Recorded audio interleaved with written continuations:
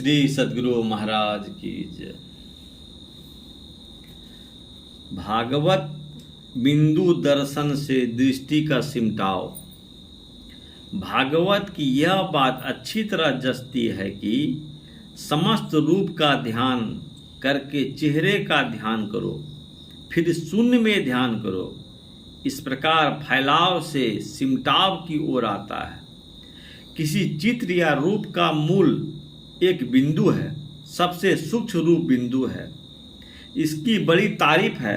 उपनिषद में ब्रह्म रूप को अनोरणीय महतो महियान कहा है तथा श्रीमद् भागवत गीता के शब्दों में भी अनोरणीय कहिए या बिंदु एक ही बात है। बिंदु मन से नहीं बनाया जा सकता है। देखने के ढंग से देखिए, दृष्टि को जितना समेट सके समेटिए।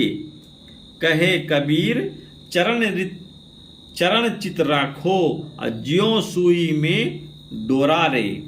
एक बार आचार्य द्रोण कौरवों और पांडवों को संग लेकर जंगल की ओर टहलने के लिए गए। वृक्ष पर बैठे हुए एक पक्षी की ओर संकेत करके गुरु द्रोण ने प्रत्येक को एक एक करके निशाना करने के लिए कहा। निशाना करने पर सबसे पूछते जाते थे क्या कि कहो क्या देख रहे हो।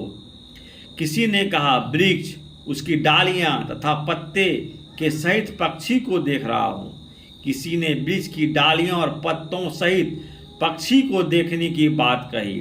किसी ने डाली सहित पक्षी देखना कहा।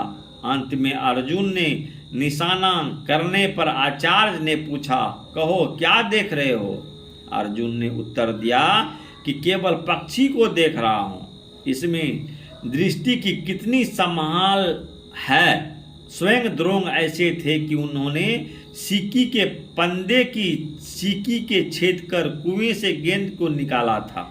द्रोण की दृष्टि बाहर में कितनी सिमटी हुई थी।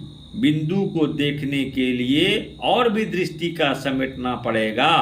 बहिर्मुख होकर नहीं देखो, अंतर्मुख होकर देखो। फैली हुई दृष्टि से नहीं, सिमटी दृष्टि से देखो।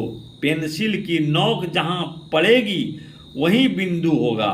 इसी प्रकार दृष्टि का नोक जहाँ टिकेगी वही बिंदु उदित होगा।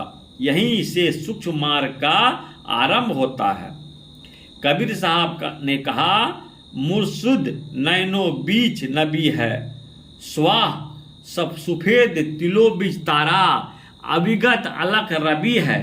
पहले काला चिन्ह होगा फिर सफेद हो जाएगा। श्री सद्गुरु महाराज की जय।